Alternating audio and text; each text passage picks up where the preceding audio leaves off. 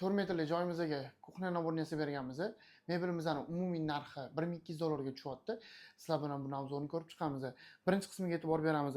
Akkuratniy stolitsnisalar qo'yib berganmiz. Suv o'tkazdirmaslik uchun chetidan plintislarni o'tkazdirib berganmiz. Ularga ham e'tibor berasiz.